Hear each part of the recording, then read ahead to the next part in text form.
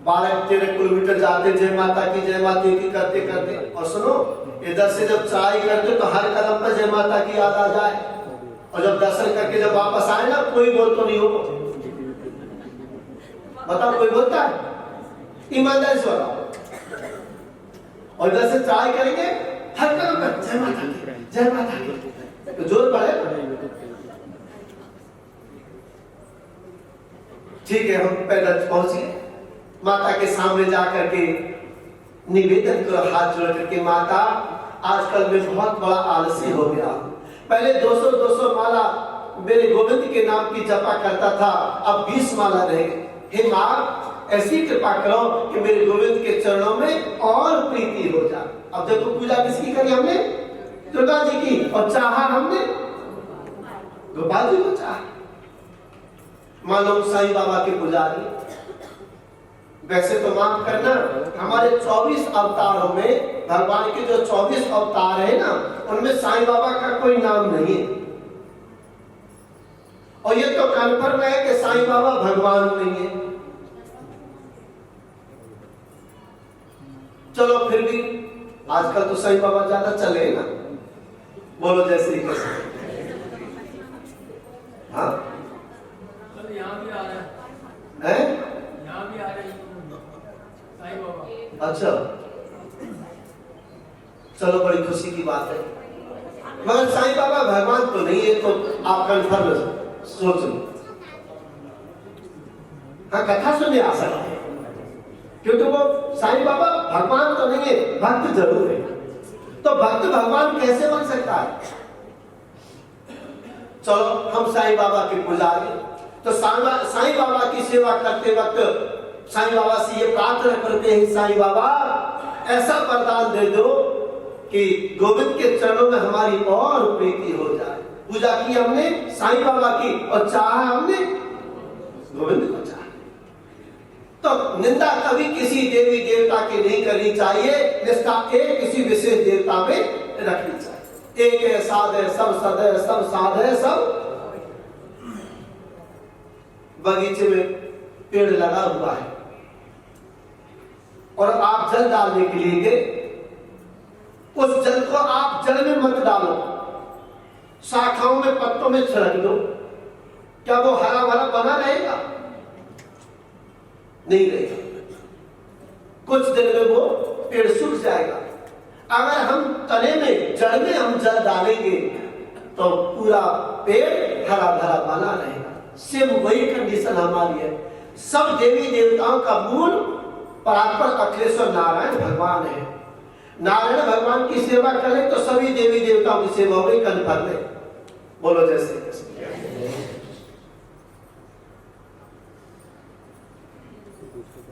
हिंदू वैदिक सनातन धर्म सब धर्म का मूल है।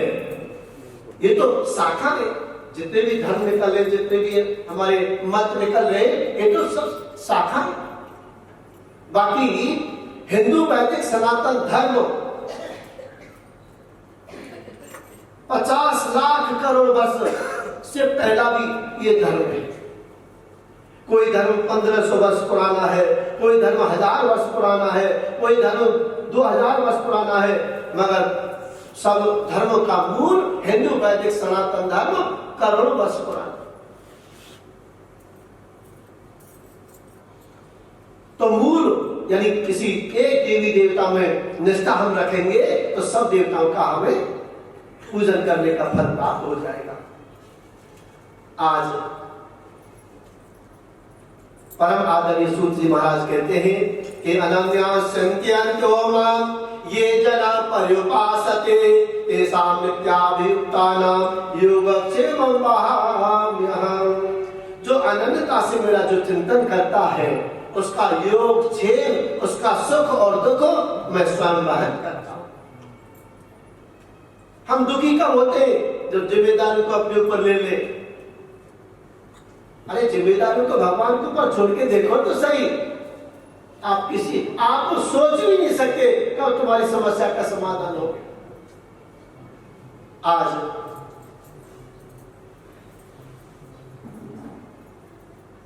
सूत जी महाराज कहते हैं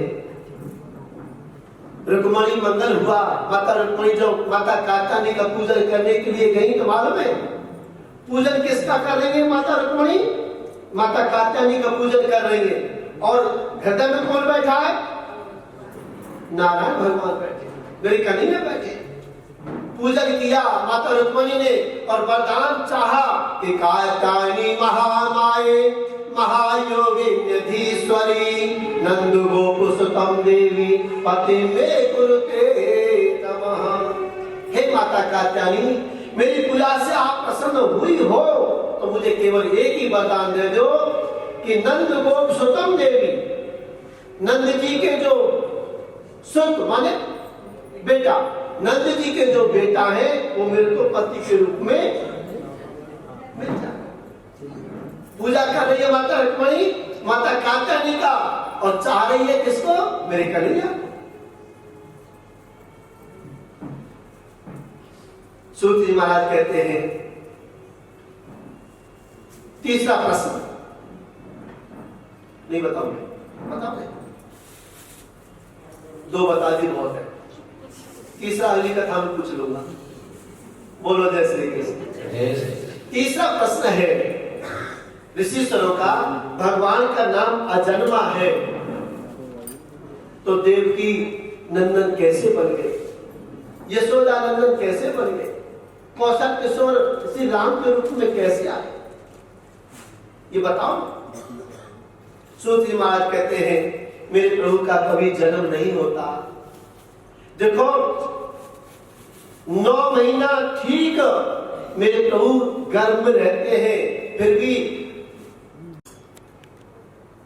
ऐसा नहीं कि भगवान जन्म नहीं लेते। माता देवकी के घर में 9 महीने रहे, माता कौशल्या के घर में 9 महीने पूरे रहे, फिर भी 100% का जन्म है, क्योंकि भगवान समर्थवान है और समर्थवान को कोई दोष नहीं लगता। वो 1000 वस्त्र धारण कर ले तो वो निर्वस्त्र है, और जो एक भी वस्त्र धारण नहीं करे वो भी वो निर्वस्त्र है। 1000 जन्म धारण कर ले तो भी वो अजन्मा है, और एक भी जन्म नहीं धारण करे तो भी वो अजन्मा है। सूत जी महाराज कहते हैं मेरे प्रभु का तो अवतार होता है। श्री श्री ने कहा था अवतार भी कितने? कोई कहता है 2 अवतार, कोई कहता है 8 अवतार, कोई कहता है 10 अवतार, और कोई कहता है 20 अवतार, कोई कहता है 24 अवतार, और कोई कहता है हरि कथा हरि अनंत हरि कथा अनंता। सूत जी महाराज कहते हैं शास्त्रों की दृष्टि में हम जाएं तो मेरे प्रभु के 24 अवतार है। 24 अवतारों में कुछ तो है अंश अवतार, कुछ है पूर्ण अवतार, और कुछ है आवेश अवतार। जैसे आवेश अवतार में संत नारद जी का 24 अवतार में नाम है ना, तो नारद जी पूर्ण अवतार ही तो नहीं है, मगर आवेश अवतार है। नारद जी के शरीर में आवेश आता है भगवान का, इसलिए वो भगवान की कैटेगरी में। कुछ अंश अवतार हो गए, कुछ आवेश अवतार हो गए, और कुछ है पूर्ण अवतार। सबसे पहला जो अवतार है मेरे प्रभु का सनातन सनत कुमार। ये सनत कुमार जी है, 4 भाई है, सनक, सनंदन, सनातन और सनत कुमार। ये बद्रीनाथ धाम में तपस्या में रत रहते हैं। उम्र है लाखों करोड़ों वर्ष, मगर देखने में केवल 5 वर्ष के दिखाई देते हैं, बाल अवस्था में। और 24 अवतारों में पहले नंबर के अवतार है ये सनत कुमार, सनक, सनंदन, सनातन और सनत कुमार। दूसरा अवतार है 12 भगवान का अवतार। तीसरा है संत नारद जी का, और चौथा है नर और नारायण का अवतार। ये भी कहां रहते हैं? ये भी बद्रीनाथ धाम में रहते हैं, नर नारायण के रूप में तपस्या में लीन रहते। एक बात कहूं, हमारे जो 4 धाम है ना, 4 धामों में बद्रीनाथ धाम की लिस्ट में नहीं है। धाम तो है केदारनाथ, ये जो उत्तराखंड की जो भूमि, केदारनाथ की जो भूमि, ये केदार एक शंकर जी की है। हाँ, ये नर नारायण तो तपस्या करने के लिए गए, किराए पे मकान लिया। बोलो जय श्री कृष्ण। भोलेनाथ से प्रार्थना की, भोलेनाथ हमें थोड़ा दिन भजन करना है, हमें कुछ जगह दे दो। तो भोलेनाथ कह दिया चलो जाओ बद्रीनाथ में कर लो। ओ धाम बन गया। अभी तो कहते आजकल किराएदार भी कब्जा ही कर ले, किराएदार से तुम खाली नहीं करा सकते। तो एक किराए पे तो लिया नारायण ने, धाम बना लिया। 4 धामों में 2 धाम शंकर जी के हैं और 2 धाम विष्णु भगवान के। भाई केदारनाथ में शंकर जी, उधर रामेश्वरम में शंकर जी, इधर जगन्नाथ में मेरे नारायण भगवान और उधर द्वारकाधीश है। हमारे देश में चारों दिशाओं में 4 धाम है।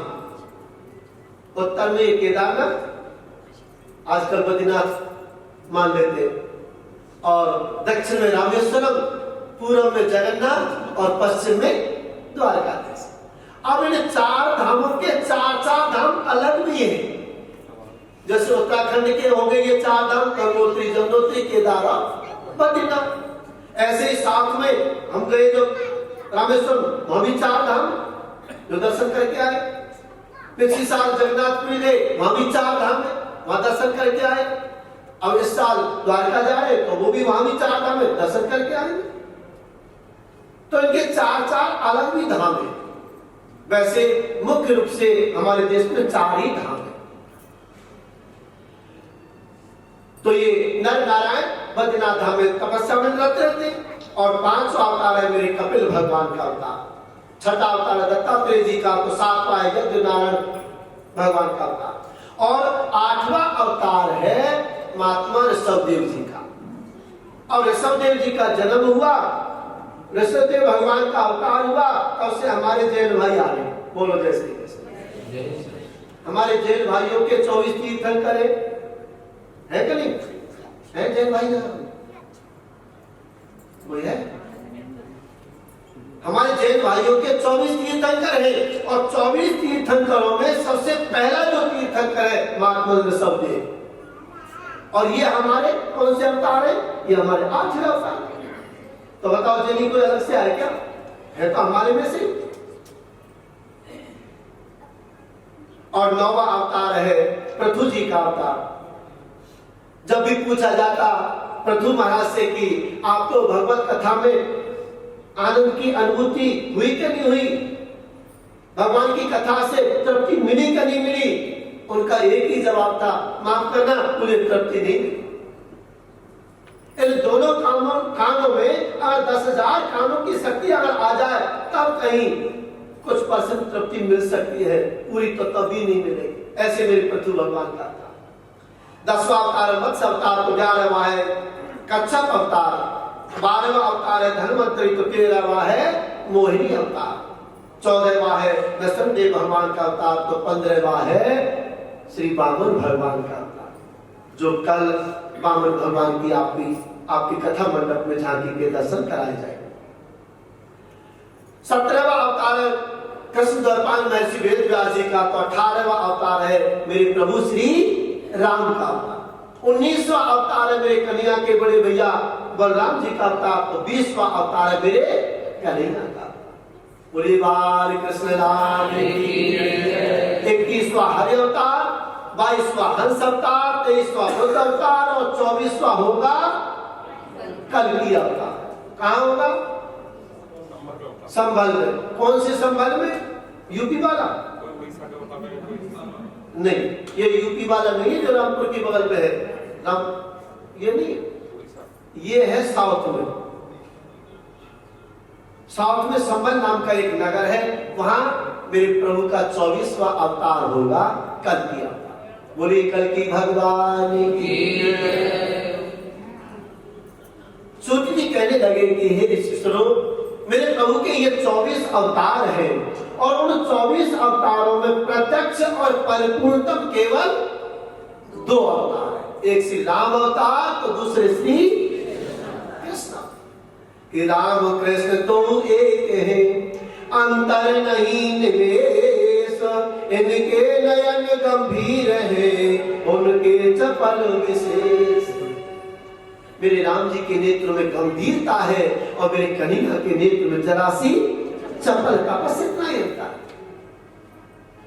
मेरे राम जी ने अपने जीवन में मर्यादा का पालन किया। क्या कहलाए? मर्यादा पुरुषोत्तम श्री राम। और मेरे कन्हैया ने अपने जीवन में लीला प्रदर्शन ज्यादा किया, तो क्या कहलाए? लीला पुरुषोत्तम श्री कृष्ण।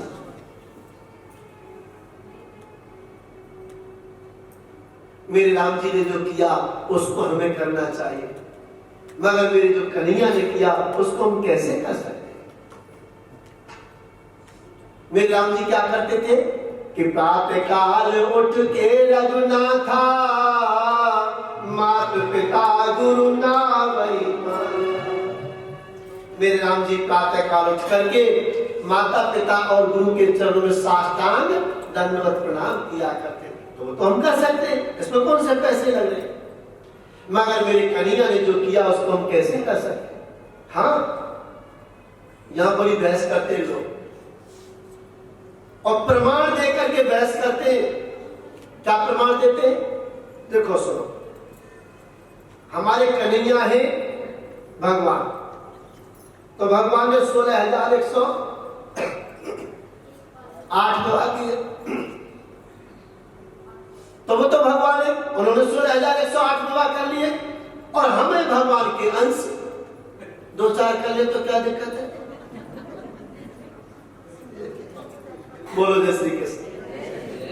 भाई वो तो भगवान है, उन्होंने 16,108 दुआ किए, हम भगवान के अंश हैं। और बाकायदा प्रमाण देते हैं, ईश्वर अंश जीव अविनाशी और चेतन अमर सहज सुख राशि। पक्का प्रमाण हो गया, भाई भगवान है और हम भगवान के अंश हैं। तो भगवान ने जो ज्यादा किया हम कम कर सकते, करो ना, कौन मना कर रहा है? 2, 4, 5 नहीं, 10, 20, 50 शादी करो, हाँ, पर दम होनी चाहिए ना। और अगली बात तो सुनो ना, खूब करो, 50, 100 करो, कोई चिंता नहीं। मगर मेरे कन्हैया ने मात्र 6 दिन के थे, वो मौसी जी आई ना, अब कथा में सुनोगे आप परसों। मौसी जी आई अपने स्थलों पर कालकूट नामक विष लगा करके, और मेरे कन्हैया ने क्या किया? पहले तो मौसी जी का दूध पिया और दूध पीते पीते प्राणों को पीना शुरू कर दिया। तो उधर तो बाल बाका नहीं हुआ। आप ये सोचो, चलो वहां कन्हैया ने तो ढेर सारा जहर पिया, हम रत्ती 2 रत्ती तोला 2 तोला बहुत ज्यादा हो जाएगा। एक रत्ती भी अगर जवान पर डाल दिया ना तो 1.5 मिनट लगेंगे, राम नाम सत्य हो जाएगा, मुंह से झाग आना शुरू हो जाएंगे, बने तो भगवान के अंश। हाँ, अरे जो भगवान ने किया हम उसको कैसे कर सकते? 6 दिन के थे, पुतना को मार दिया। 6 महीने के थे, सट्टासुर मामा जी आ गए, आराम से उनको भी हिसाब किताब कर दिया। 1 वर्ष के तनावट आया और बबूले के रूप में अनंत आकाश मंडल में उसको मारा। 2.5 वर्ष का जो जब कन्हैया हुए थे तो अघासुर नाम का एक राक्षस आ गया, उसको मारा। ब्रजमंडल में 2 बार आग लगी, एक बार समस्त ब्रजवासियों के नेत्रों को बंद करके दावानल का पान किया, और एक बार समस्त ब्रजवासियों के नेत्र खुले आंखों देखे दावानल का पान किया। अरे 7 वर्ष की मेरी कन्हैया ने तो 7 पुरुष लंबे चौड़े के राज पर्वत को उठा लिया, वो भी किस उंगली पर? बाएं हाथ की 1 उंगली के नख पर धारण किया। अब आपसे बोल दिया जाए कि तुम 100 किलो का पत्थर उठा लोगे क्या? और उधर 7 कोस लंबे चौड़े के राज पर्वत को उठाया, क्योंकि वो तो योगेश्वर है भगवान। तो जो भगवान ने किया, मेरे कन्हैया ने किया, उसको हम कैसे कर सके? और सुनो, मेरे प्रभु ब्रजमंडल में रहे 11 वर्ष 54 दिन तक। तो 11 वर्ष 54 दिन तक की जितनी भी लीलाएं हैं वो पूर्ण योगेश्वरता की लीला है। उन लीलाओं का तो हमें केवल चिंतन करना चाहिए, अनुकरण नहीं करना चाहिए। हाँ, कुछ द्वारका की जो लीलाएं हैं वो कुछ अनुकरणीय, पूरी तो वो भी नहीं। इसलिए जो राम जी ने जो कहा है उसको हमें करना चाहिए, और कन्हैया ने जो राम जी ने जो किया है उसको हमें करना चाहिए, और कन्हैया ने जो कहा है उसको हमें करना चाहिए। मेरे राम जी से कोई अपना परिचय पूछता तो मालूम है, डायरेक्ट नहीं कहते कि मैं राम दशरथ नंदन कौशल किशोर संत महात्माओं का दास श्री राम। और जब इनसे कोई पूछता तो डायरेक्ट कहते मैं भगवान हूं, मेरी शरण आ जाओ। छुपाया नहीं मेरे कन्हैया ने। सर्वधर्मान परित्यज्य माम एकम शरणं व्रज, केवल कर्म करो, फल की इच्छा मत करो। सभी कामों को छोड़ करके तुम मेरी शरण में आ जाएंगे, तुम्हारा उद्धार हो जाएगा। भगवान ने कभी छुपाया नहीं कि मैं भगवान हूं, कन्हैया ने। और राम जी ने कभी ये आभास नहीं होने दिया कि मैं भगवान। यद्यपि मेरे राम जी भी 16 कलाओं से अवतरित हैं, जैसे कन्हैया 16 कलाओं से अवतरित हैं, ऐसे में राम जी भी है 16 कलाओं से। मगर जो लास्ट की जो 4 कलाएं हैं वो पूर्ण योगेश्वरता की कलाएं, भगवत तत्व की कला है। उन योगेश्वरता की कलाओं को ज्यादा प्रदर्शित नहीं होने दिया। लोग कहते हैं कि राम जी से कृष्ण भगवान ज्यादा बड़े, अंतर कुछ नहीं है। अंतर केवल इतना है कि ये गंभीर है और वो चंचल है। बोलो जैसे आज परम आदरणीय व्यास जी ने सोचा मेरे पुत्र का चरित्र इतना महान है, लौट करके वापस आ गए। सुखदेव स्वामी को लौटा नहीं सके। सुखदेव ने लौट करके व्यास जी से भागवत कथा को श्रवण पान कैसे किया ऋषिश्वर कहने लगे। सूत जी महाराज कहते हैं, और ऋषिश्वरों से और प्रश्न किया, ये व्यास जी ने भागवत का निरूपण कैसे किया, किसके पुत्र हैं ये? सुखदेव। सूत जी महाराज ने कहा, बहुत सुंदर प्रश्न किया है। नारायण के पुत्र ब्रह्मा, और ब्रह्मा के पुत्र हैं श्रीमान वशिष्ठ जी महाराज, और वशिष्ठ जी के पुत्र हैं शक्ति, शक्ति के पुत्र हैं पाराशर, और पाराशर सुत है कौन? कृष्ण द्वैपायन महर्षि वेद व्यास, और वेद व्यास जी के ही आगे आएंगे सुखदेव स्वामी। पूरे श्री सुखदेव जी महाराज की जय। कृष्ण द्वैपायन महर्षि वेद व्यास जी का निवास बद्रिका आश्रम में है, बद्रीनाथ धाम में है।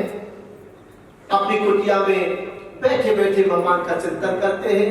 मन में विचार आया, कोई ऐसा नूतन कार्य करूं कि जिससे समाज का भला हो। मेरे व्यास जी ने एक वेद की रचना की, ऋग्वेद की। और ऋग्वेद की रचना तो कर दी, मगर मन में तसल्ली नहीं आई। मन में सोचने लगे मैंने कुछ छोड़ दिया है, मेरे से कुछ अधूरा रह गया। तो वेद व्यास जी ने क्या किया, ऋग्वेद के 3 भाग और कर दिए।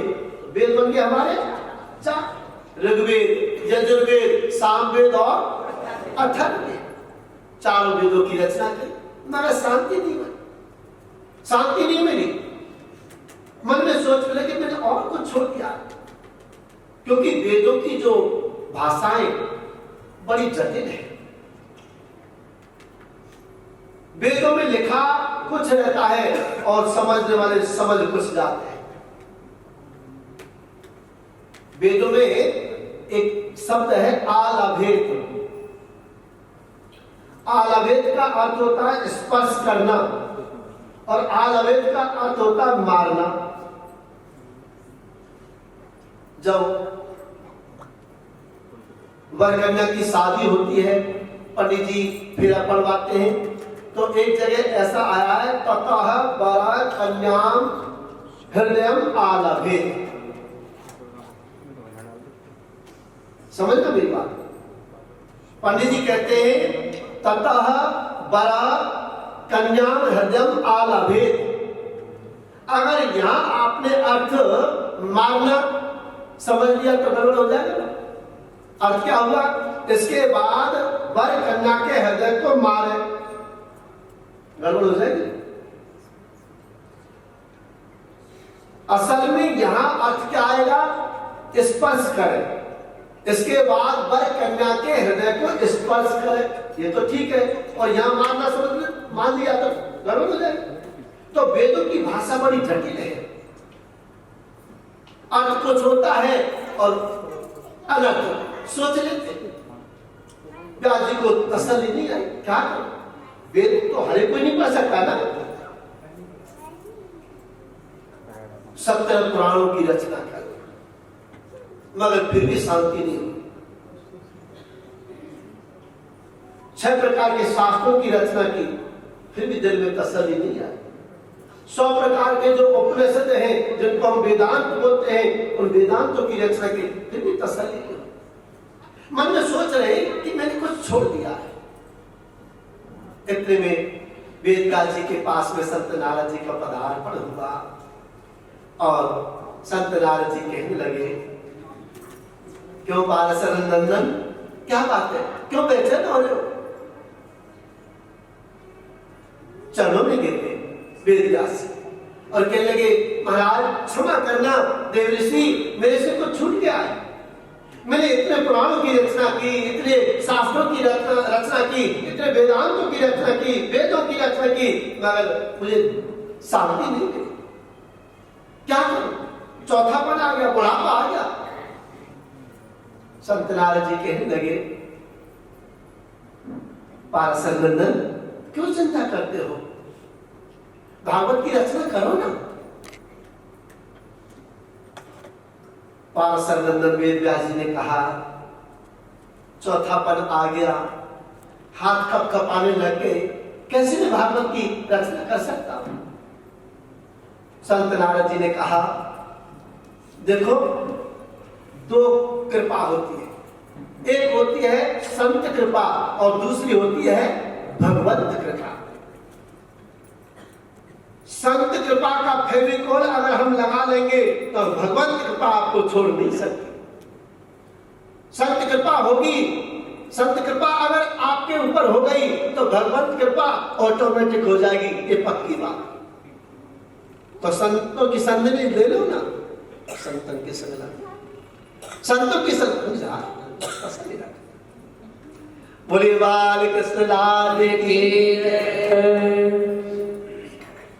पाराशर नंदन, मालूम है मैं पूर्व जन्म में क्या था?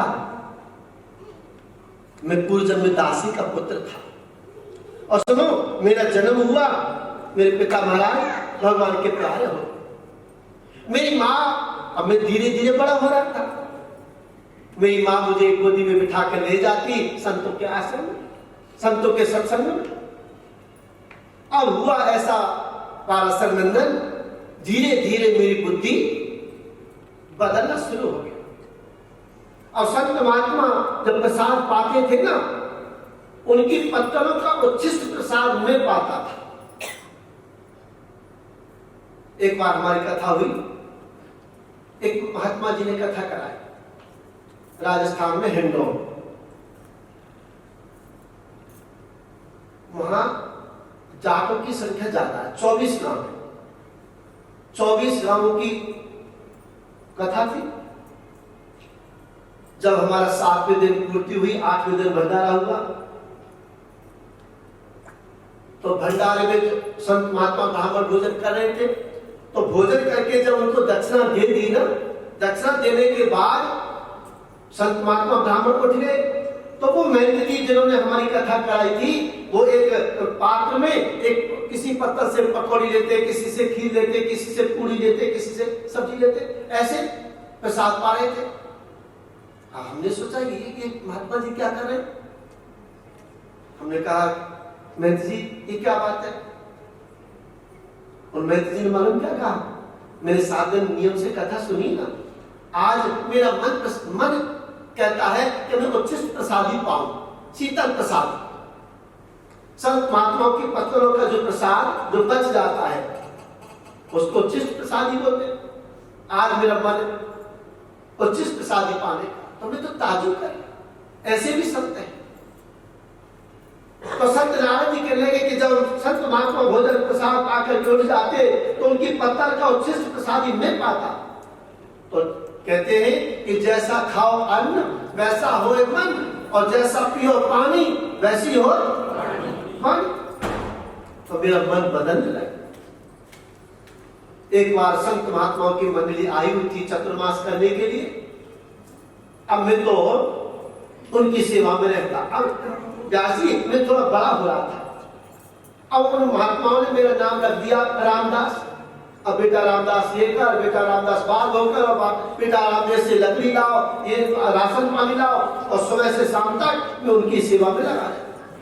जब मुझे ये मालूम चला कि चतुर्मास के 10 दिन शेष रह गए हैं, तो मैं महात्मा जी के महंत जी के चरणों में गिर करके बोला, बाबा मैंने यहाँ नहीं रहना, मैंने तो आपके संग चलना, मैं आपके संग ही चलूंगा, मुझे आप संग ले चलो।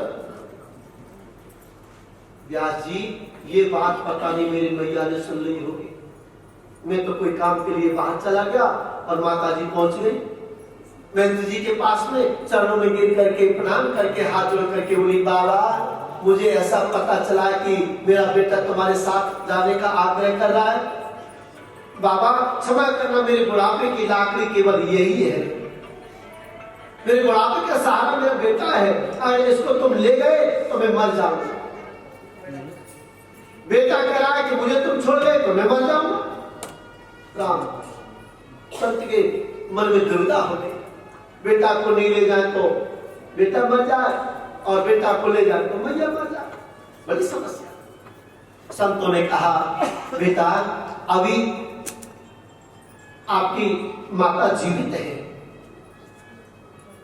और जिस बालक के माता पिता जीवित हो उसको ज्यादा भजन नहीं करना चाहिए। प्रमाण है।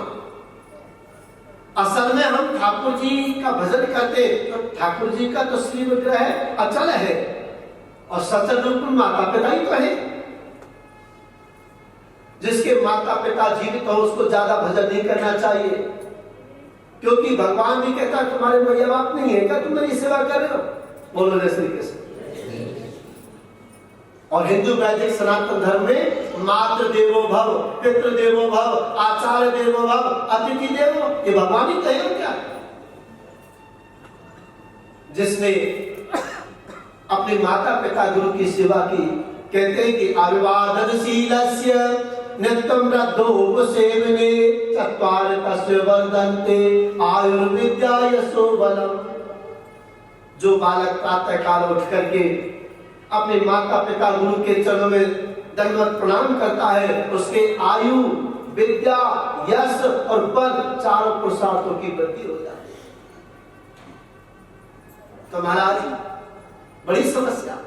संत जी ने कहा, बेटा अभी तुम्हारी माँ जीवित है, और कालांतर में जब तुम्हारी माँ भगवान के पास में आज पहुंच जाए तो निसंदेह हमारे आश्रम में चले, हमारे आश्रम के दरवाजे हमेशा आपके लिए खुले रहेंगे।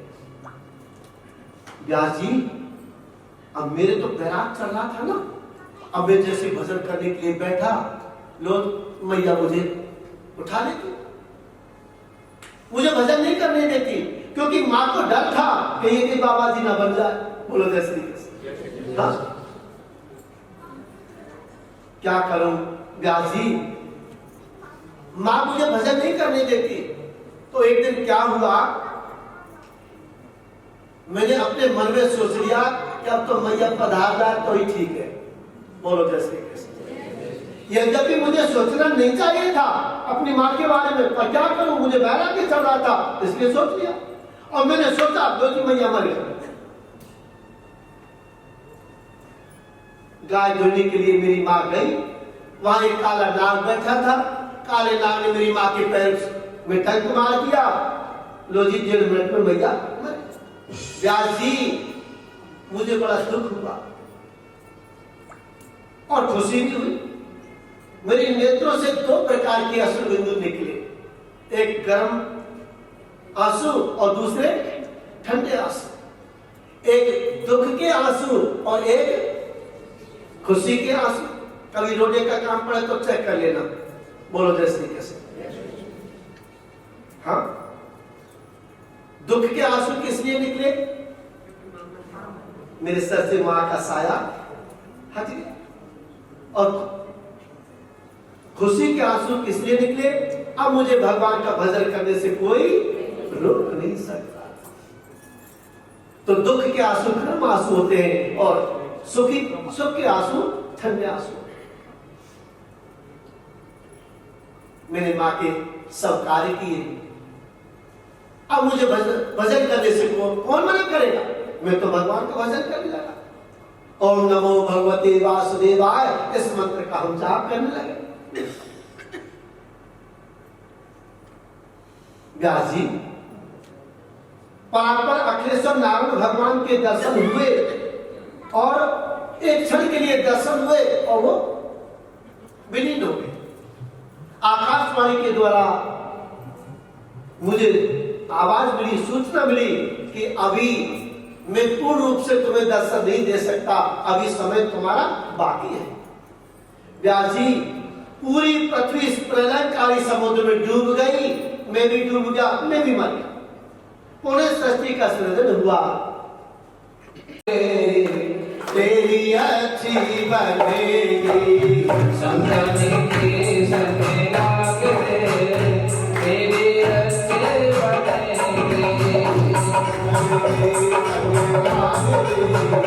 तेरी अच्छी बनेगी संगनी की संगे लागे, तेरी अच्छी बनेगी।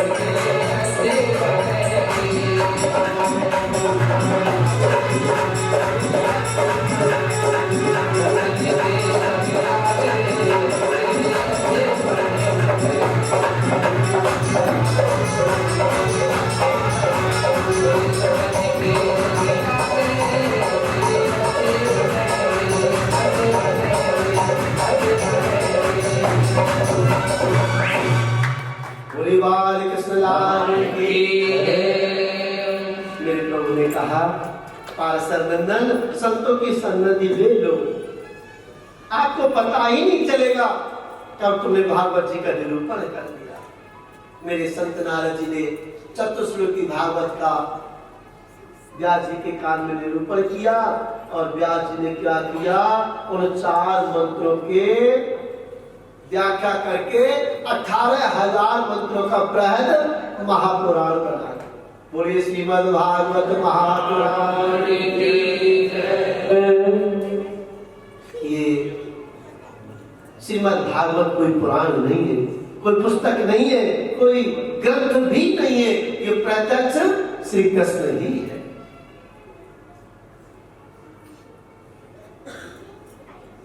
अब समस्या और है, क्या समस्या आ गई? इतना बड़ा बृहद महापुराण मैंने लिख दिया और इसको सुनाऊं किसे? यद्यपि पाराशर नंदन कृष्ण द्वैपायन महर्षि वेदव्यास जी को यह आभास है कि मेरा अपना पुत्र है तो सही, क्योंकि भागवत श्रवण करने का अधिकार किसको है? जिसने काम और क्रोध दोनों को पराजित कर दिया हो। अब मैं ये कहूं कि मैं विश्वामित्र जी को भागवत कथा सुना दूं, तो ना तो क्रोध को जीता विश्वामित्र जी ने, और काम ऐसा और मेनका नाम की अप्सरा आई और किए काय पर पानी फेर के चली गई। ये भी अधिकारी नहीं। भृगु महाराज को सुनाऊं तो क्रोध ऐसा, ऐसी लात मारी भगवान के वक्षस्थल पर।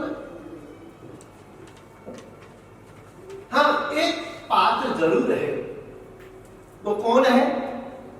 वो सुखदेव है, मेरा अपना बेटा। मगर वो तो निर्गुण ब्रह्म की उपासना में रहता है ना, उसको यहां बुलाएं कैसे? और फिर लोग क्या कहेंगे, समाज के लोग क्या कहेंगे कि बाबा अपने बेटा की स्वयं बड़ाई करता है। यद्यपि मेरे बेटा ने काम और क्रोध दोनों को पराजित, उनको तो यही पता नहीं मेरे बेटे को तो स्त्री और पुरुष में अंतर क्या है। मगर समाज वाले क्या कहेंगे? और एक बात कहूं, तुम समाज के चक्कर में आओगे ना तो रोटी भी ना खा सकते।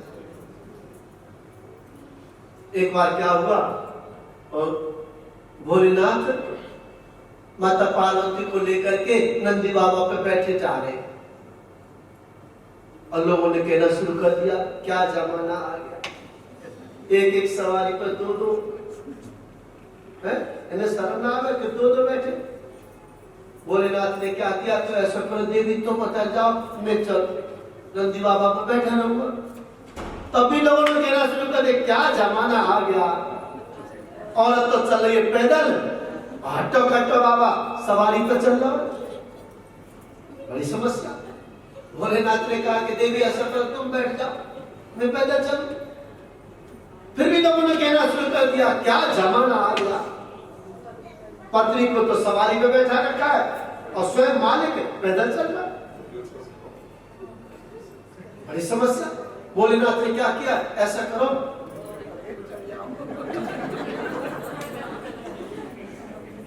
तुम भी उतर जाओ, मैं भी उतर जाऊं, दोनों पैदल चले। फिर भी लोगों ने कहना क्या किया, क्या जमाना आ गया, सवारी खाली चल रही है, ये दोनों पैदल चल रहे। भोलेनाथ ने क्या किया, इस बार नंदी बाबा को कंधा पे बिठा दिया। फिर भी लोगों ने कहना बंद नहीं किया, क्या करे, क्या जमाना आ गया, सवारी पर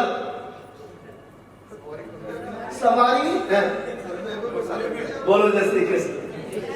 अरे सवारी पर तो यात्री चलते हैं, इन्होंने सवारी को कंधे पर बिठा लिया, तो क्या मर जाएंगे? बोलो जय श्री कृष्ण। ऐसी लीला। लोगों की बात के ऊपर मत जाओ, भगवान का भजन करो, किसी की बुराई मत करो। ये मान के चलो अपने द्वारा किसी को अशांति ना मिले, अपने द्वारा किसी के मन में अशांति ना हो। यह सबसे बड़ा धर्म है, सबसे बड़ी पूजा है, सबसे बड़ा नियम है। अयम विजय परोवित गणना लघु चेतसाम उदार चरता नाम वसुदेव कुटुंबकम। ये मेरा है, ये पराया है, ये अपना है, ये पराया है, इस प्रकार की जो बुद्धि केवल शुद्ध बुद्धि वाले करते हैं, ना समझ लोग करते हैं। उदार चरित्र वालों का तो सारी पृथ्वी ये अपना परिवार। सर्वे भवन्तु सुखिनः सर्वे सन्तु निरामया सर्वे भद्राणि पश्यन्तु मा कश्चित् दुःखभाग्।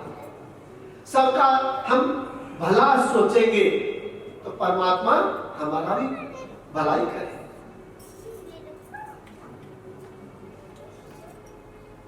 व्यास जी ने सोचा, मेरे पुत्र ने काम और क्रोध दोनों को जीत लिया है, मगर वो तो निर्गुण ब्रह्म की उपासना में, उनको मैं बुलाऊं कैसे?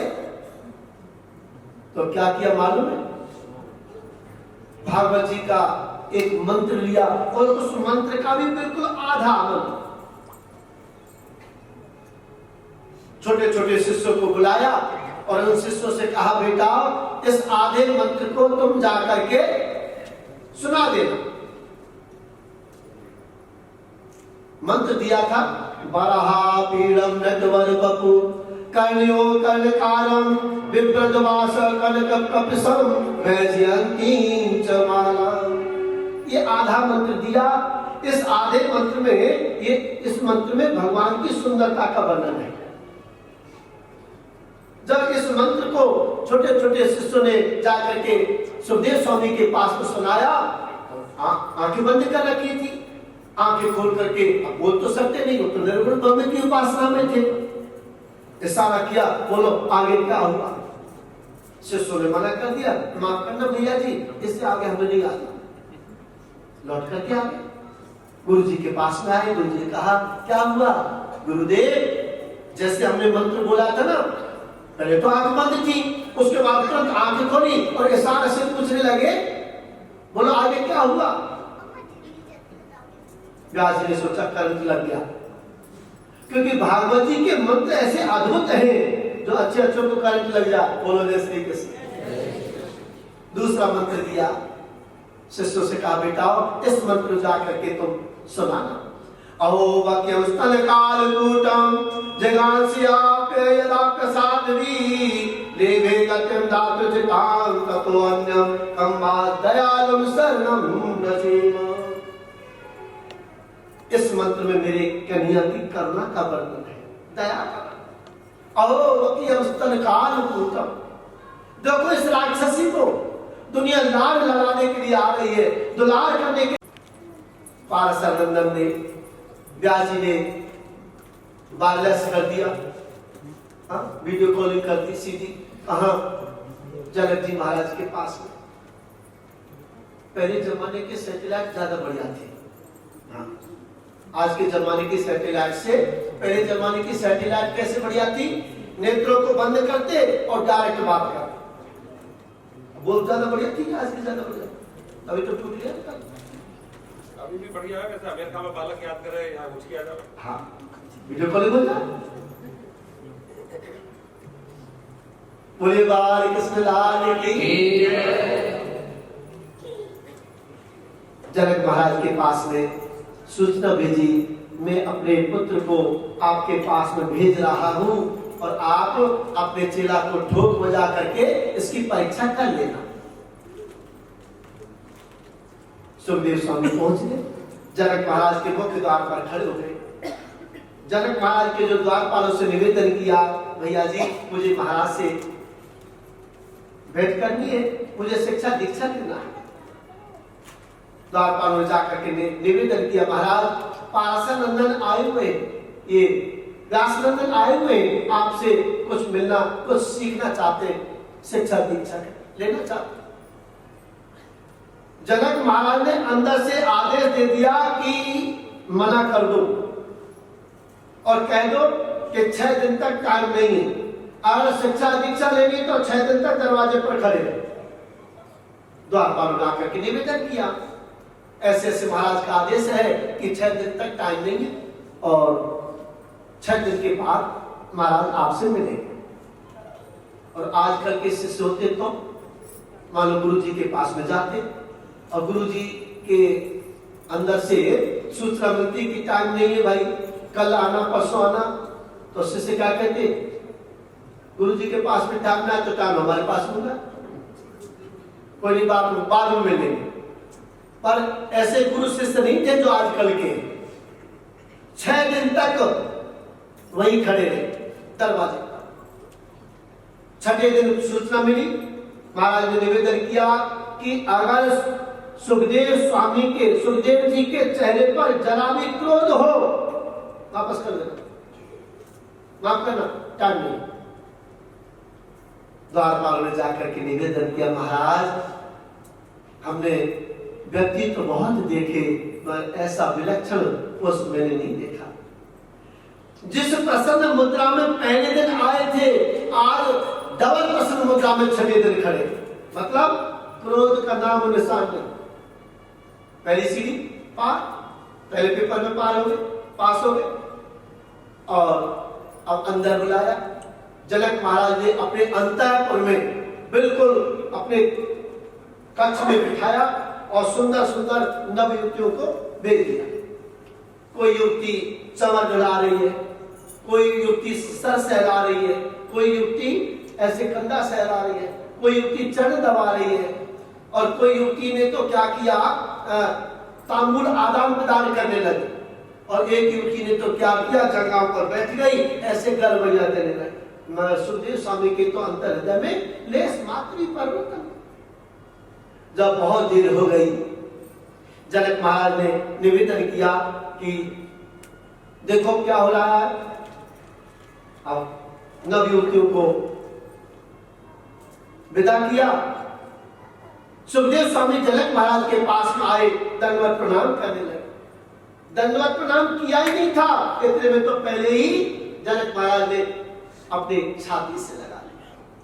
हाथ जोड़ करके सुखदेव स्वामी कहने लगे, गुरुदेव मुझे शिक्षा दीक्षा चाहिए। जनक महाराज कहने लगे, मैं आपको क्या शिक्षा दीक्षा दे सकता हूं, आप तो सशक्त हस्ताक्षर हो, आप तो वेद मूर्ति हो। और जनक महाराज ने तुरंत ये आदेश दे दिया कि व्यास नंदन सुखदेव स्वामी ने काम और क्रोध को दोनों को ही पराजित कर। कहते कि जहां काम तह राम नहीं, जहां राम नहीं काम। अपने अंतर हृदय में पहले हम राम को बिठा लेंगे तो काम की वासना नहीं होगी, काम का प्रवेश नहीं होगा, ये पक्की बात है। और अपने अंतर हृदय में हमने पहले काम को बिठा लिया तो राम का नाम स्मरण आएगा। जहां काम तो राम नहीं, जहां राम नहीं काम। परम आदरणीय सूत्री महाराज कहते हैं, पुराणों की कथा दिगंबर नहीं कह सकता। देखो जैन दो प्रकार के होते हैं, एक तो होते हैं दिगंबर जैन और एक होते हैं कोपिनधारी जैन, जो सफेद पट्टी बांध के चलते ना, श्वेतांबर जैन। तो जो श्वेतांबर जैन है वो पुराण का अधिकारी है, पुराणों की कथा कहने के अधिकारी है। मगर जो दिगंबर जैन है, जो बिल्कुल निर्वस्त्र होकर के चलते, वो पुराणों की कथा नहीं कह सकते। अरे क्यों का मतलब क्या? बोलो जय श्री कृष्ण। अब ये क्यों का क्या जवाब है? जो दिगंबर जैन है, जो निर्वस्त्रधारी व्यक्ति है, वो पुराणों की कथा नहीं कह सकते, मर्यादा के विपरीत बात है। और जो श्वेतांबरधारी जो जैन है, वो पुराणों की कथा कह सकते। तो ये पहले तो दिगंबर जैन थे कौन? सुखदेव स्वामी। अब भागवत जी की कथा को पढ़ने का अधिकार मिला तो पहले माता ऋतिका ने कोपिन धारण कराई। किसको? सुखदेव स्वामी को। तो ये कौन बन गए? ये फिर श्वेतांबर जैन बन गए। ये पुराणों के सुनने के और कहने के अधिकार। कोपिन धारण कराई और सीधे अब सुखदेव स्वामी तो जंगल में चले गए। अब परात्पर अखिलेश्वर नारायण भगवान का चिंतन करने लगे। आज सूत्री महाराज कहते हैं, राजर्षि परीक्षित महाराज को जो 7 दिन में मरने का श्राप लग गया था, तो वही सुखदेव स्वामी आए परीक्षित महाराज की सभा में और परीक्षित महाराज को ऐसी 7 दिन में कथा सुनाई कि परीक्षित महाराज की मुक्ति हो गई। और ऋषियों से रहा नहीं गया। ऋषि ने पूछा, ये परीक्षित कौन है महाराज?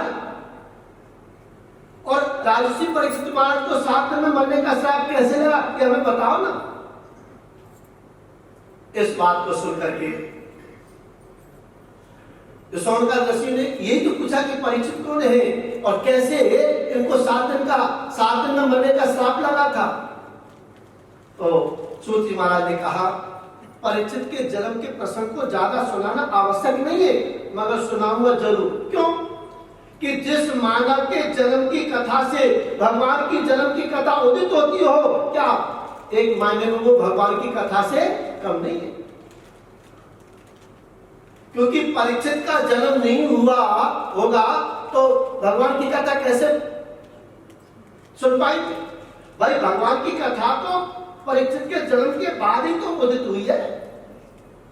तो जिस मानव की जन्म की कथा भगवान के जन्म की कथा से जोड़ दे तो एक मायने में भगवान की कथा से कम नहीं, इसलिए सुनाम का जन्म।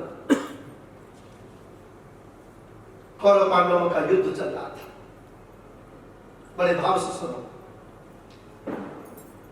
दोनों सेनाएं आपस में आमने सामने खड़ी हैं।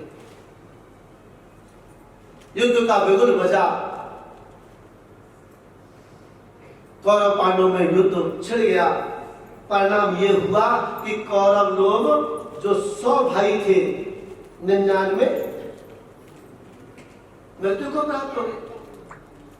यहां तक कि कौरव में सभी मृत्यु को प्राप्त हो गए, केवल अकेला दुर्योधन बचा है। विशाल रणभूमि में वो भी मृत्यु का एक एक पल स्मरण कर रहा है कि कौन से सांस में मेरी मृत्यु हो जाए, विलाप कर रहा, तड़प रहा है। इतने में क्या हुआ? गुरु द्रोणाचार्य जी के जो बेटा अश्वत्थामा का आगमन हुआ। दुर्योधन से कहने लगा, मित्र ये दुर्दशा तुम्हारी किसने किया है?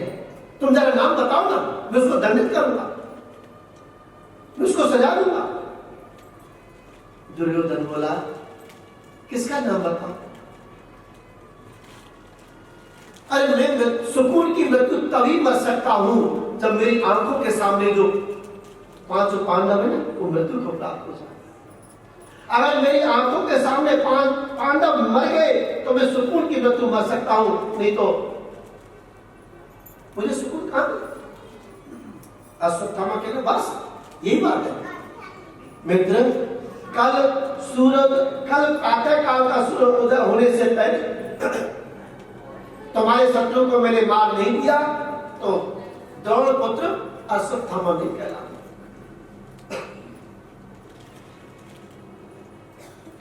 प्रतिज्ञा करके चल दिया।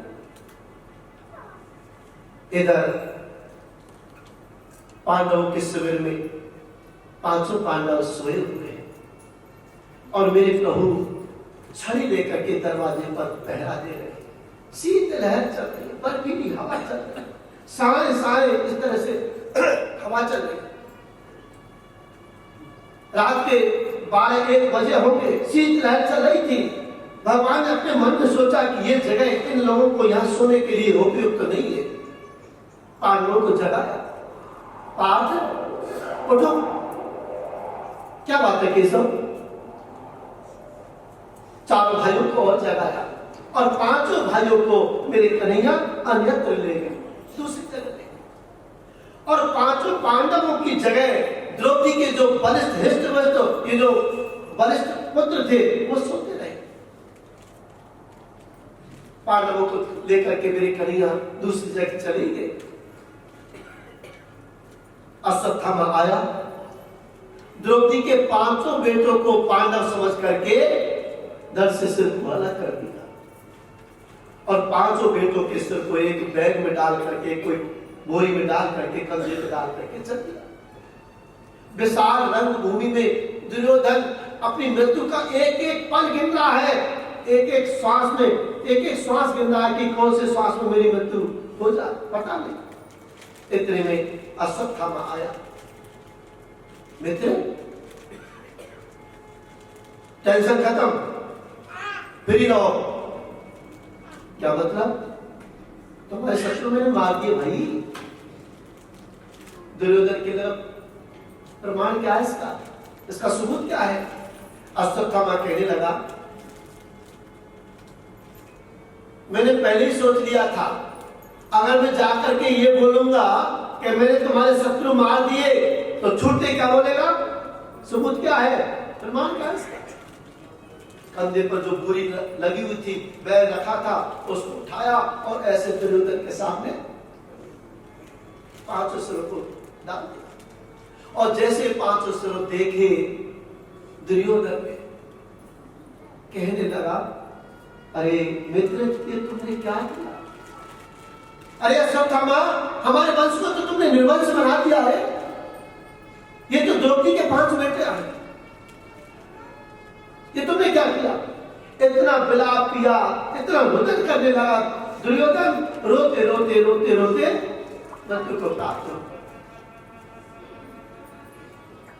आज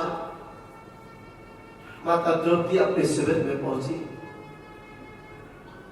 पूरे शिविर में खून ही खून देखा। जैसे चदरिया को उठा करके देखा, देखे तो बेटों के धड़ ही धड़ है, सर धड़ाम से पृथ्वी पर गिर पड़ी माता द्रौपदी और रुदन को रही वहां तो रोने लगी। क्या बना था मेरे निरपराध बेटों ने, उनकी निर्मम हत्या कर दी। रुदन कर रही थी, रुदन को सुना अर्जुन का प्रयोग। देवी क्या बात है? वहां देखे तो 5 बेटों के धड़ ही धड़ पड़े, सिर तो है ही नहीं। गांधी हाथ में ले लिया, प्रतिज्ञा की, देवी तुम्हारे बेटों को मारने वाला आकाश पाताल जहां कहीं भी होगा तुम्हारे चरण मिला करके समर्पित कर दूं। प्रतिज्ञा लेकर के पाठ चल दिए। इधर अश्वत्थामा एक जगह पर बैठा है, मन में सोच रहा है कि अब इन पांडवों के वंश में कौन बचा है। द्रौपदी के जो 5 हृष्टपुष्ट जो बलशाली जो बेटे थे वो मैंने रात को मार दिया, और ये जो पांडव 10वीं साल में अपने आप मर जाएंगे। अब तो पांडवों के वंश में तो कोई पानी देने वाले, कोई तर्पण देने वाले नहीं बचा, ये तो निर्वंश हो गया। तब एकदम आभास हुआ, अरे मुझे ध्यान है जब चक्रव्यूह का युद्ध हो रहा था उस समय अभिमन्यु चक्रव्यूह में मारा गया। तो मैंने सुना है कि अभिमन्यु की जो पत्नी उत्तरा 3 महीने से गर्भवती है। अरे वो तो 9 महीने पूर्ण करने वाली है। वो तो ही अश्वत्थामा ब्रह्मास्त्र चलाना तो सीख गया, वापस करना ये ना समझ भी नहीं जानता, क्यों सिखाया? ब्रह्मास्त्र का संधान कर दिया। और जैसे दूर से आते हुए अर्जुन ने ब्रह्मास्त्र को देखा,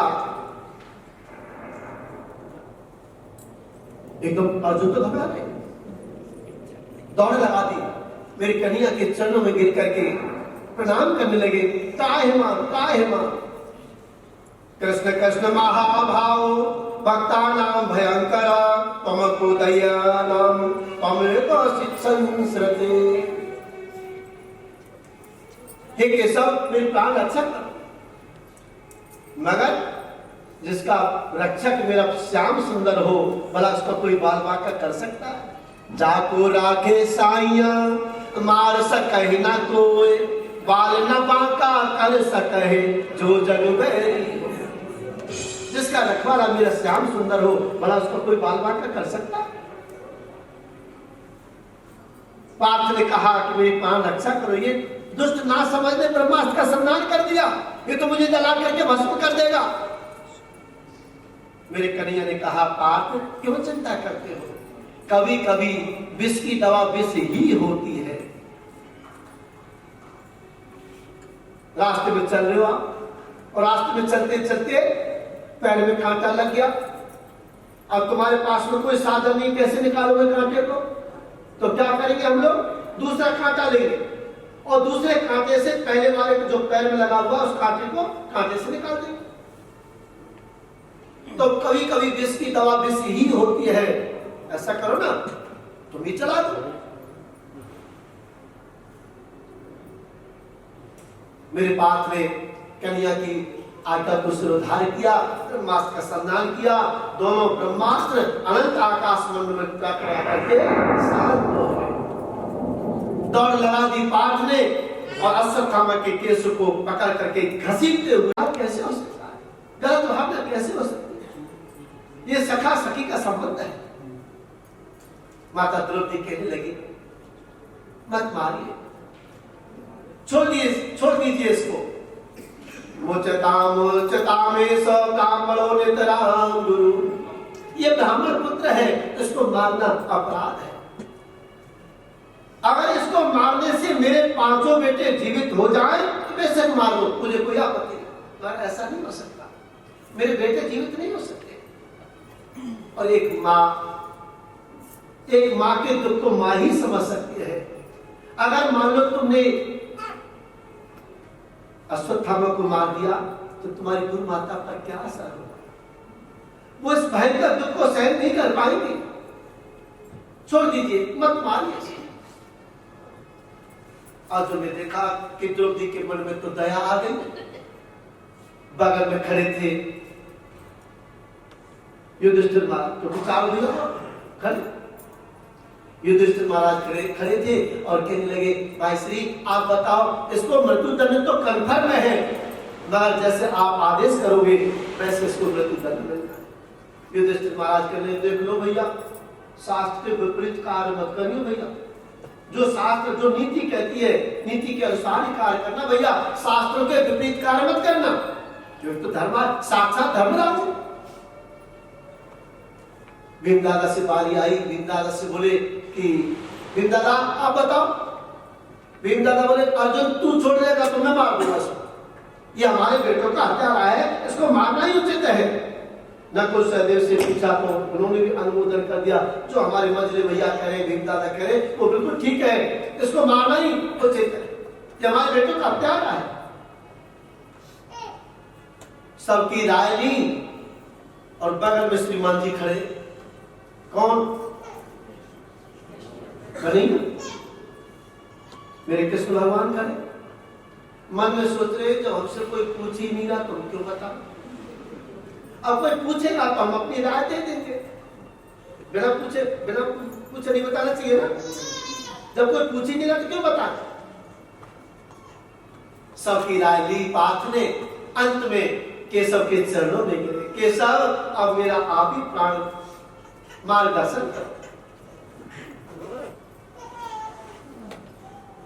तो मेरी कन्हैया ने मालूम क्या सुंदर जजमेंट दिया। ब्रह्म बंधुर न हंतव्य आतताई बलार। सुनो पाठ, ये ब्राह्मण पुत्र है, इसको हाथ लगाना भी पाप है, और ये बाल हत्यारा है, इसको छोड़ना महापाप है। इसको मारो भी, इसको छोड़ो भी।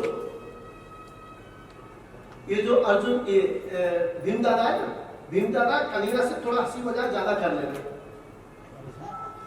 हाथ जोड़कर वाह वाह रे न्यायाधीश, क्या सुंदर जजमेंट किया है। ये कहां का, ये कितना बड़ा सुंदर जजमेंट दिया है। इसको छोड़ो भी, इसको मारो भी, इसको मारो भी मत, इसको छोड़ो भी मत। मेरे कन्हैया के लिए सुनो, भीम दादा अपने भोजन से लगाओ तुम। अरे जहां आवश्यक ना हो वहां अपना मंतव्य प्रकट नहीं करना चाहिए। भीम दादा मेरे मुखारविंद से संपूर्ण भगवत गीता का श्रवण पान किया है पाठ ने। अरे इसको इससे ज्यादा बताना उचित नहीं है।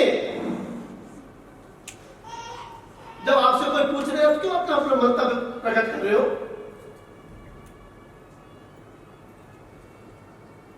अर्जुन सुन, ये ब्राह्मण पुत्र है, दोबारा सुन लो, ये ब्राह्मण पुत्र है, इसको हाथ लगाना पाप है, और ये बाल हत्यारा है, इसको छोड़ना महापाप है। ब्राह्मण कैसा भी क्यों ना हो, चाहे वो कंप्रेसर हो, अंगूठा छाप, साइन करना भी नहीं जानता हो, तो वो पूजने योग्य है। और शूद्र कितना भी बड़ा विद्वान हो तो वो पूजने के योग्य नहीं। पूज्य विप्र सकल गुणहीना, शूद्र गुणगण वेद प्रवीणा। परित सरिस धर्म नहीं भाई, और पर पीड़ा सम नहीं अजमाई। शूद्र कितना भी पढ़ा लिखा हो, कितना भी विद्वान हो, उसको पूजना अपराध है। और ब्राह्मण कितना भी कोई अनपढ़ हो, गवार हो, उसको पूजना पुण्य। बाल शास्त्र की नीति ऐसा कहती है, ब्राह्मण पुत्र को हाथ लगाना अपराध है, और बाल हत्यारा कोई भी क्यों ना हो उसको छोड़ना डबल पाप है। इतना जजमेंट दे दिया। और अर्जुन अपने मन ही मन सोच रहे, भैया बड़े भैया ने जो कहा युधिष्ठिर महाराज ने कि भाई नीति के विरुद्ध नहीं कार्य करना है, उनकी बात माननी पड़ी, क्योंकि बड़े भैया मैं छोड़ दूंगा तो भीम दादा मार देंगे।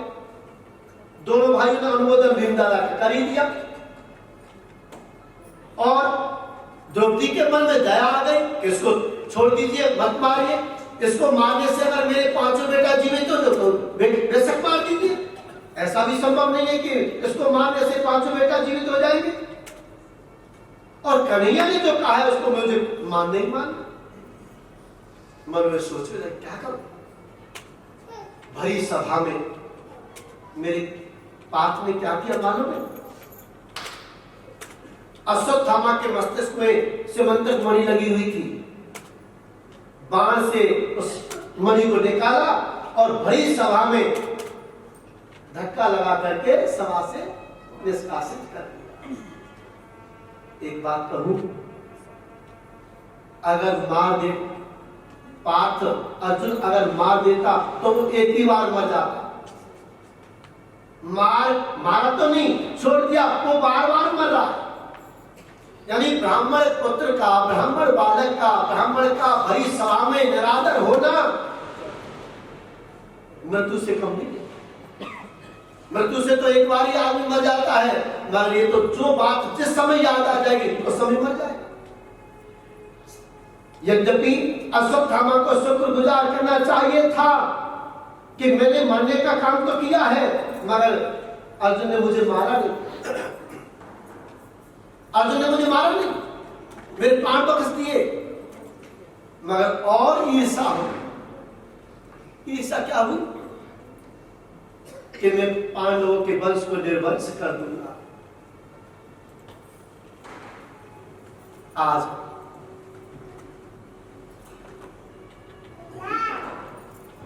बोले बाल कृष्ण लाल की जय। अश्वत्थामा को और ईर्षा हो गई। एकांत भाव में, एकांत जगह पे बैठे और अपने मन में भाव जग रहे, ये द्रौपदी के 5 बेटे मैंने कल रात को मारी थी। पांडव जो बचे ये पांचों पांडव 10-5 साल में मर जाएंगे।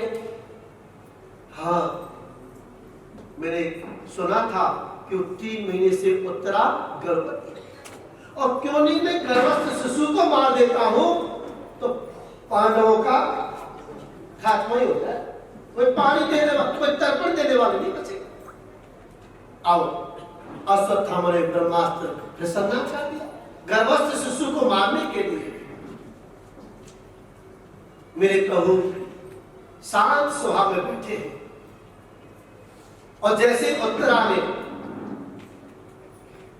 ब्रह्मास्त्र को आता हुआ देखा, दौड़ लगा, कन्हैया के चरणों में हाथ जोड़ करके प्रणाम करने लगी और निवेदन करने लगी कि पाहे पाहे महायोगिन्य देव देव जगतपते नानम तद्भयं पश्ये यत् मत परस्परम। हे केशव, मुझे मेरी प्राण रक्षा करो, मुझे मेरे प्राणों की परवाह नहीं है, और परवाह करती हूँ मेरे गर्भस्थ शिशु की परवाह। मैं भले मर जाऊं कोई चिंता नहीं, मेरे घर में जो बच्चा है वो जीवित बचना चाहिए। मेरे कन्हैया ने जैसे ही उत्तरा के वचनों को सुना, माता उत्तरा के बगल में खड़े हो गए। एक हाथ तो माता उत्तरा के सर पर है, बेटी कोई चिंता मत करो, मैं हूं ना। और एक स्वरूप से मेरे प्रभु सूक्ष्म रूप लेकर के माता उत्तरा के घर में प्रवेश कर गए। असल में मेरे कन्हैया कौन है मालूम है? उत्तरा के मामा। नहीं, बता तो सही है, पर एक कैटेगरी और बढ़ेगी उसकी। हाँ, मामा ससुर। भाई उत्तरा के पति कौन है? अभिमन्यु। अभिमन्यु के पापा जी कौन है? अर्जुन। और अर्जुन की पत्नी कौन है? ये किसकी बहन है? तो खासम खास हुए ना, तो मामा ससुर हो गए। बोलो जय श्री कृष्ण। एक हाथ माता उत्तरा के सर पर है। सांत्वना बता बेटी कोई चिंता मत करो, मैं हूं ना। और एक स्वरूप से अंदर गर्भ में प्रवेश कर गए। मेरे प्रभु ने ऐसी तेज गति से अपनी गदा को घुमाया, सुदर्शन चक्र से मेरी उत्तरा के गर्भस्थ शिशु की रक्षा कर। समय आने पर माता उत्तरा ने सुंदर बालक को जन्म दिया। संत महात्माओं ने उस बालक का नाम परीक्षित रखा। परितः इच्छति इति परीक्षित, नाम परीक्षित रखा। आज मेरे प्रभु कहने लगे, ये सब लीला कौन देख रही थी? माता कुंती देख रही थी। कैसे कैसे मेरे बेटों के जीवन में संकट आया और मेरे प्रभु ने बातों ही बातों में, खेली खेल में मेरे बेटों की रक्षा की। माता कुंती से जब विदा लेने के लिए पहुंचे मेरी कन्हैया, तो हाथ जोड़ करके निवेदन करने लगे, प्रणाम करने लगे। आप तो जगदीश्वर हो, आप तो जगत के अधिष्ठाता हो, आप तो भगवान हो। कन्हैया बोले, बुआ तुम्हारा दिमाग खराब करना है। अरे मैं तो तुम्हारा सबसे छोटे भाई की सबसे छोटी संतान हूं। भाई आपके भाई कौन? बसदेव जी। और बसदेव जी की सबसे छोटी संतान हूं, 8वीं संतान। मैं तो आपका सगा भतीजा हूं ना। युधिष्ठिर महाराज के पास में पहुंचे, भाई श्री देखा बुआ को? बुआ हमें भगवान मानती है। चलो, अगर बुआ ने हमें भगवान बता ही दिया तो मैं भगवान हूं, और भगवान से तो सब मानते हैं। और 5 भाइयों में आप सबसे बड़े हो ना, तो आपसे ही क्यों नहीं शुरू किया जाए? आप ही मांगो ना। युधिष्ठिर महाराज कहने लगे, यद्यपि युधिष्ठिर महाराज भी जानते हैं कि मेरे भगवान है ये, मगर जब कन्हैया युधिष्ठिर महाराज के सामने आते हैं तो युधिष्ठिर महाराज के आंखों के सामने बादशाह का पर्दा लगा। ये तो मेरा लाला है, ये तो मेरा कन्हैया है, ये तो खास मामा को लड़का है। और वैसे मानते हैं एक कृष्ण भगवान, मगर जिस समय भगवान आते हैं उस समय बादशाह का पर्दा लग जाता है। हाथ जोड़ करके निवेदन किया, केशव देना ही चाहते हो तो मुझे केवल एक ही वरदान दे दो कि मैं जीवन पर्यंत सत्य से विचलित नहीं हूं, धन के मार्ग पर हमेशा अग्रसर होता। भीम दादा की बारी आई। भीम दादा से कहा, भीम दादा आप मांगो ना।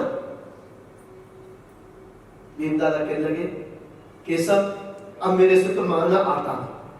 मैं तो ये चाहूं कि खाते पीते उठते बैठते सोते रोते हंसते आपका नाम नहीं लूंगा। भगवान ने वचन दे दिया। आई बारी किसकी? अर्जुन की। पार्थ आप नहीं मांगोगे? पार्थ ने हाथ जोड़ करके कहा, क्या मांगू गोपाल, मैंने तो आपको गुरु मान लिया है। ये गुरु और शिष्य का नाता जीवन पर्यंत नष्ट नहीं हो। जीवन पर्यंत ये गुरु शिष्य का नाता रहना चाहिए। आई नकुल और सहदेव की बारी। एक ने गणित विद्या का वरदान मांगा, एक ने सुंदरता का वरदान मांगा। अब बारी आई माता सुभद्रा। इससे पहले द्रौपदी को कहा, पांचाली आप नहीं मांगो। द्रौपदी ने कहा, केशव मैंने तो आपको सखा मान लिया है और आपने मुझे सखी माना है। ये सखा और सखी का भाव जीवन पर्यंत जाए। और जैसे ही सुभद्रा की बारी आई, सुभद्रा ने तो एकदम मना कर दिया, मुझे नहीं चाहिए कुछ। बहन तुम क्यों नहीं मांगोगी? तुम भी जरूर मांगो, तुम भी जरूर मांगो। नहीं मुझे कुछ नहीं चाहिए। जब बहुत आग्रह किया तो सुभद्रा बोली कि 3 वचन मांगो, कि जो मैं मांगूंगी सो तुम दोगे दोगे दोगे। अब अनंत आकाश मंडल में देवताओं की भीड़ लग रही है, पता नहीं कौन से देवता की गति खतरा में चल जाए। हाँ भाई, ये तो सुप्रीम पावर है कन्हैया, और एक कन्हैया की बहन, अब बहन जो मांगेगी तो भाई को तो देना पड़ेगा। अब इंद्र तो थर थर कांप रहा है। इंद्र अपने मन में सोचा मेरे सिंहासन का बोर्ड तो वैसे ही लूज रहता है। हाँ, आपने सुना होगा फलाने ऋषि ने इतनी कठिन तपस्या की कि इंद्र का सिंहासन डोल गया, हिल गया। तो महाराज मेरा तो सिंहासन को बोर्ड वैसे ही ढीला रहता है। अब इनको क्या, ये तो सुप्रीम पावर है, कह देंगे कि सुनो इंद्र इधर आओ, आज से गद्दी पे मेरी बहन बैठे। बगल में ब्रह्मा जी भी खड़े। ब्रह्मा जी कह रहे कि इनको भी कोई भरोसा ना है, कह रहे ब्रह्मा जी क्या पता दो, जान दो, आज से मेरी बहन बैठे। बड़ी समस्या। जब 3 बार वचन की जब कही सुभद्रा ने, तो कन्हैया ने कहा बहन विश्वास नहीं है क्या, हम तुम्हें देंगे नहीं? सुभद्रा कहने लगी विश्वास है तभी तो करी, 3 वचन मांगो। ठीक है, जो तुम मांगोगी वो मैं दूंगा दूंगा दूंगा। अब और कंफर्म हो गया, ब्रह्मा जी के तो पसीना छूट गए। क्यों, क्या भरोसा है इनका। क्या सुंदर कमाल का वरदान मांगा माता सुभद्रा के। कृष्ण त्वदीय पद पंकज पंजरांते, आदेव में विशतमानस राजहंस, प्राण प्रयाण समय कपवात पितई, कंठावरोदन में धौ स्मरणम कुतस्ते। हे केशव, कृष्ण त्वदीय पद पंकज पंजरांते, आपके चरण एक रूपी पिंजरा है और मेरा मन एक रूप से हंस है। तो आपके चरण रूपी पिंजरे में मेरा मन रूपी हंस आकर के ऐसा फंस जाए वो जीवन पर्यंत निकल लेना पाए। क्यों कि जब अंत समय आता तो कंठ गुरगुराए थे, कंठ गुरगुर की आवाज करता है। जी बहुत चाहता है भगवान का मैं नाम स्मरण करूं, मगर कंठ जब अवरुद्ध हो जाता है तो चाहते हुए भी भगवान का नाम स्मरण नहीं कर सकता। तो आपके चरण एक रूप से पिंजरा है और मेरा मन एक रूप से हंस है। तो आपके चरण रूपी पिंजरे में मेरा मन रूपी हंस आज और अभी ऐसा फंस जाए वो जीवन पर्यंत निकलने ना पाए। इतना सुना तो मेरे कन्हैया ने अपने कॉलर पर हाथ घुमाया। मेरी बहन है, पदार्थ को उपयोग कैसे कर सकती है, पदार्थ की प्रधानता कैसे ला सकती है अपने जीवन में। आज माता कुंती के पास में मेरे कन्हैया चरण बंधन करने लगे और कहने लगे बुआ आप नहीं मांगोगे। माता कुंती कहने लगी क्या मांगू गोपाल। अरे जिस विपत्ति में आपका पल पल में नाम स्मरण आता रहे वो एक मायने में विपत्ति नहीं है। मुझे सब कुछ मालूम है। मेरे 5 बेटों को मारने के लिए कौरव 100 भाई आहरने से प्रयत्न करते कि कैसे भी पांडव हमारे सामने बढ़ जाए। कभी लाक्षा ग्रह बनाया जलाने के लिए, दूध टीला में हराया गया, 12 वर्ष का वनवास, 1 वर्ष का अज्ञातवास, कितने कितने अत्याचार किए। मगर जिसका रखवाला आप हो, जिसके रखवाले आप हो, भला मेरे बेटों का बार बार का कौन कर सकता है।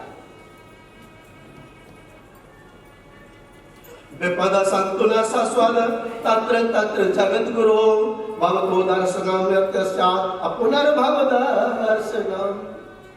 विपत्ति को विपत्ति नहीं कहते, संपत्ति को संपत्ति भी नहीं कहते। भगवान की याद करना सबसे बड़ी संपत्ति है और भगवान को भूल जाना ही सबसे बड़ी विपत्ति है।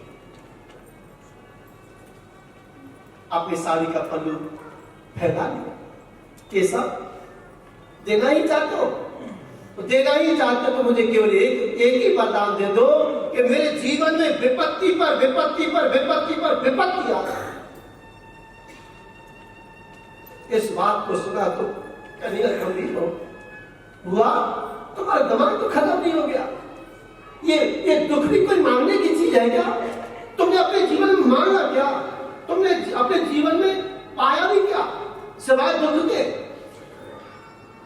हम 1 मिनट के लिए माता कुंती के चरित्र पर चिंतन करते हैं।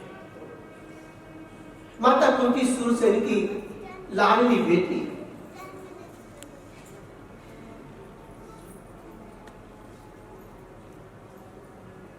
ये सूरसेन महाराज के मित्र थे और कुंती भोज। कुंती भोज आए और आकर के अपने मित्र से कहा, मैं आपकी बेटी को गोद लेने के लिए आया। वास्तव में माता कुंती का नाम प्रथा था। कुंती भोज गोद ले गए, अपना नाम रख दिया। जब इनका बाल्यकाल समय था,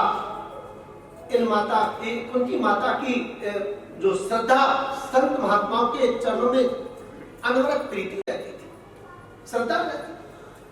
एक बार संत दुर्वासा जी आए, आकर के उनकी सेवा की माता कुंती ने। तो संत दुर्वासा जी ने कुछ मंत्र दे दिए और कहा, बेटी इस मंत्र को पढ़ करके जिस देवता का तुम नाम लोगे वो तुम्हारे सामने आकर के खड़ा हो जाए। अब बाल्यकाल अवस्था में परीक्षा करने की दृष्टि से सूर्य नारायण को आमंत्रित कर लिया। लो जी, सूर्य नारायण तो आगे सामने खड़े हो गए। वरदान मांगो। नहीं, मुझे कुछ वरदान नहीं चाहिए। भवन भास्कर सूर्य नारायण कहने लगे कि देवी, हम तो जब आते हैं तो खाली हाथ जाते ही नहीं, हम तो कुछ देके जाएंगे। हाँ, आपके यहाँ मेरे जैसा तेजस्वी पुत्र होगा। अब तो माता कुंती तो और घबरा गई, अभी तो शादी भी ना हुई। महाराज, मेरी बेइज्जती हो जाएगी, लोग क्या कहेंगे कि तुम्हारी अवस्था में बेटा हुआ।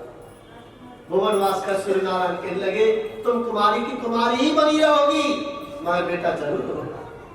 तो कान से जिस बालक ने जन्म दिया वही तो करना है। साक्षात धर्मराज को आमंत्रित किया, युधिष्ठिर महाराज हो गए। देवराज इंद्र को आमंत्रित किया, अर्जुन आ गए। पवन देव को आमंत्रित किया, भीम दादा हो गए। 2 अश्वनी कुमारों को आमंत्रित किया, और नकुल और अब बताओ, जिस बच्चे का जन्म कहीं हुआ हो, पालन पोषण कहीं दूसरी हो रहा हो, क्या उसके जीवन में सुख की अनुभूति हो सकती है? आखिरकार माता कुंती को पता तो चल ही गया कि मेरा जन्म, मेरे असली पिता तो सूरसेन महाराज है।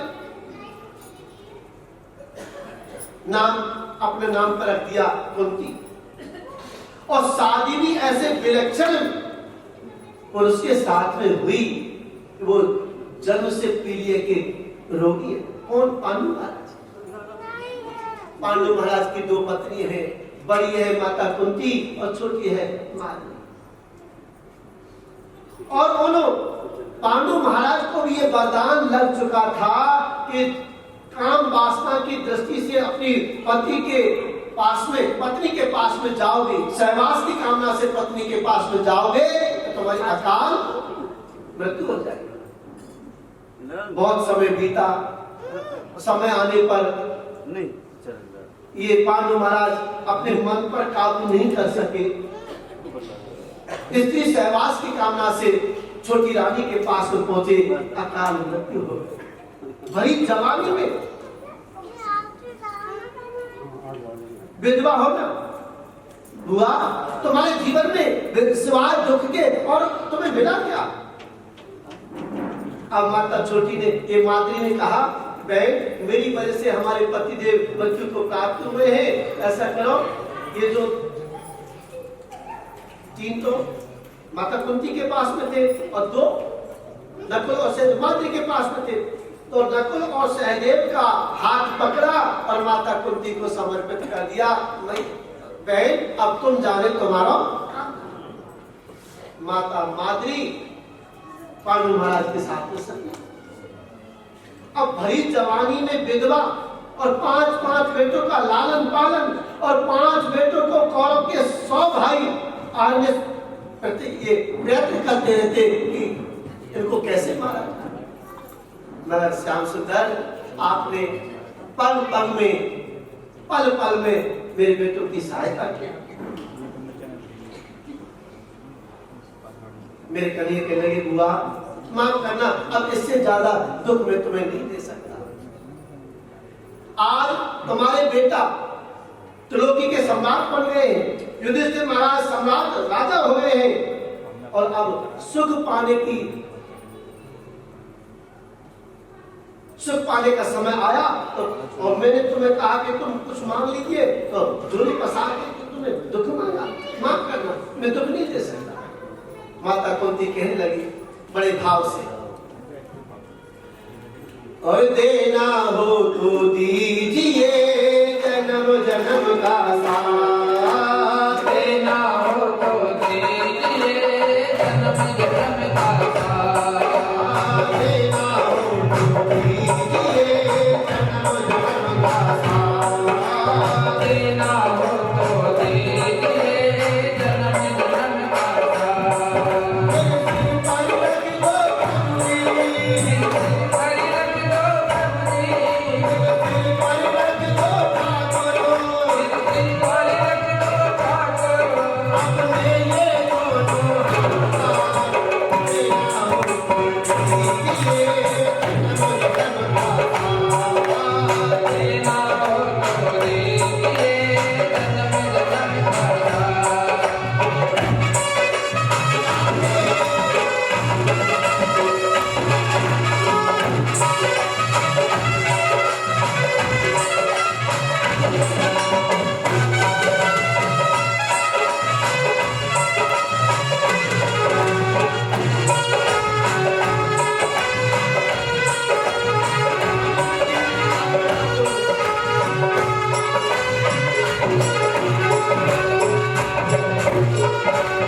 उलट गए हैं गम की धूप में, दुश्मनों को छाया कर देना, छाया कर देना।